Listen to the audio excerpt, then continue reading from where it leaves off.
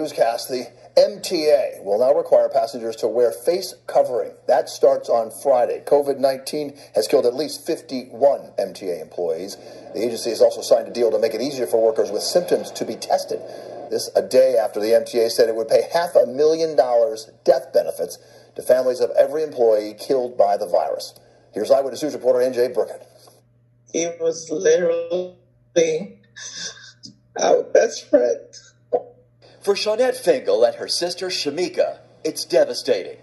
Their dad, Wayne Fingall, drove an MTA bus for 20 years while raising his 6 daughters.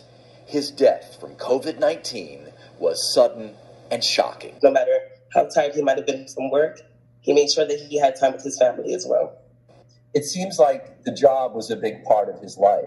He loved that job. It was. He did it for so many years. He was very dedicated. He loved it.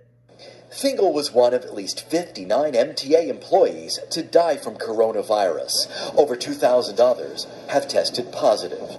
At the urging of the Transport Workers Union, the agency agreed that the families of any MTA employee who dies from the virus should be eligible for a $500,000 death benefit, as if the worker were killed on the job. It just shows us that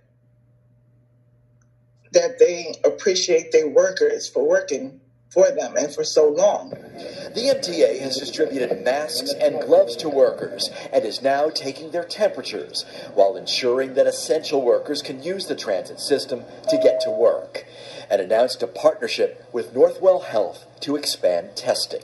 Symptomatic transportation workers will receive priority access to evaluation, care, and testing at 52 Northwell locations across the MTA service region, with no out-of-pocket cost to our employees. The MTA now estimates that roughly 400 of their workers are now showing symptoms. Testing on the first 50 of those workers will begin on Friday.